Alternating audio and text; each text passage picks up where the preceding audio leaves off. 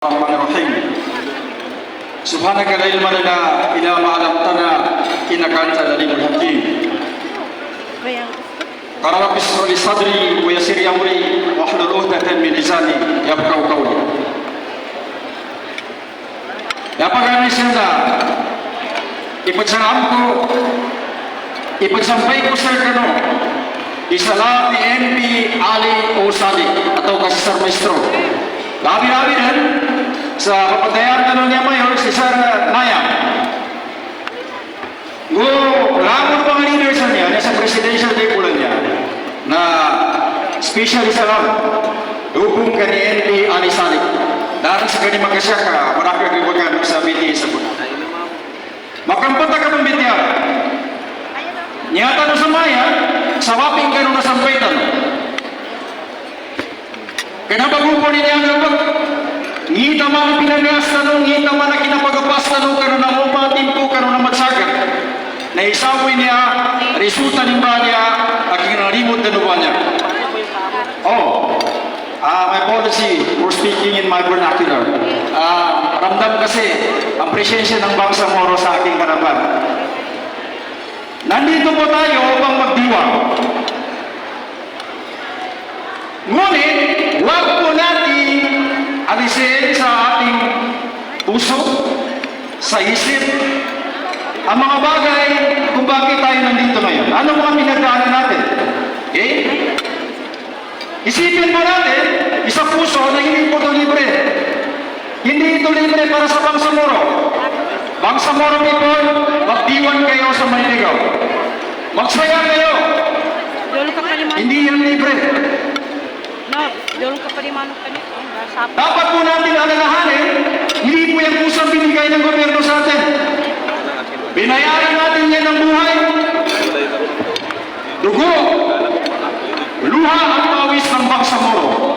Kaya tayo nakaupo dito ngayon. Makabihis ng magara. Hindi tinatamaan sila ng araw. Dapat po rin natin alalahanin ay hindi madali ang pinagdaanan natin para mabaliw natin kung ano tayo ngayon.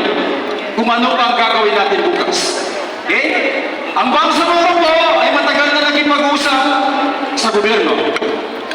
Since the time of Sultan Kudarat in the Kudarat-Lopez Treaty of 1545. Sinundan din ang Bongso Lopez Treaty doon sa mga kamag-anak natin sa Sulu. Sinundan pa yan ng Kirambay Treaty. Sinundan pa yan ng Final Peace Agreement ng MILF, ng MNLF at sa Government of the Philippines. Again, sinundan pa yan ng 2001 Tripoli Agreement ng MILF at sa Government of the Philippines. Again, sinundan pa po yan ng MOA AD, in which na term na unconstitutional. At ngayon, kung ano meron tayo ngayon, ang RA 1154. 11054. Kaya po tayo nandito ngayon. Dapat din po natin alalahanin na hindi madali ang pinagdaanan natin. Sa battlefield, makikita mo ang hirap. Depende sa kung anong terrain meron ka. Kung nasa upper hand ka, nasa high ground, depende rin yan kung anong bitbit mo. Ngayon, liunin natin, bakit nagkaroon tayo ng ganitong itsurang gobyerno? Ano ang mga imumubos? Ano ang mga mahirap gawin na nagawa ng ating mga leaders? Hindi naman na umangan nila sa kinasuntan sa niya pa. What are those? Ika-isa. Nature naman, midyala niya ang problema niya. Nature of midyala niya, hindi magayon. There are two immovables sa pag-uusap usually. And what are those immovable? Ika-isa. The Constitution of the Philippines and the Quran. You see, may gamito mong pagayunan.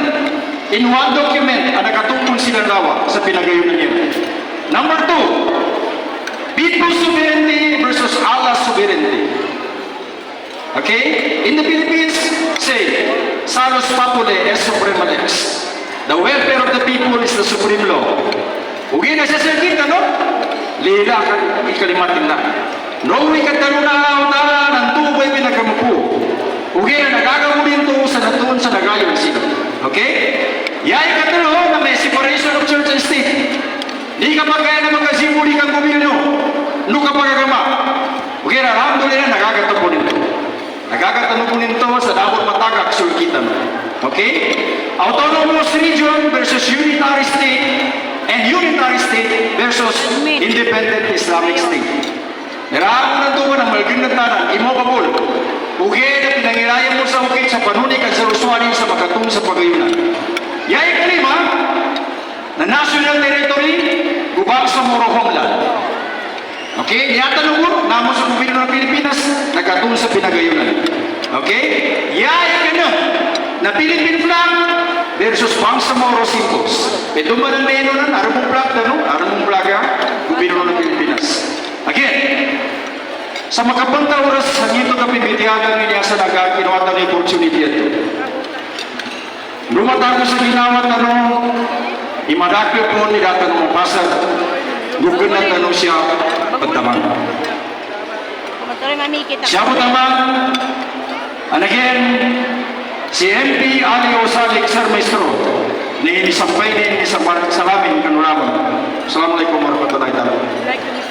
Waalaikumsalam. Thank you so much, the Chief of Staff of MP Salik, Ali Salik, Sir Benhor Abdul Karim, and of course partner, maraming salamat din sa hiwati nila message of support and strong commitment to the support to municipality of Panglitigaw.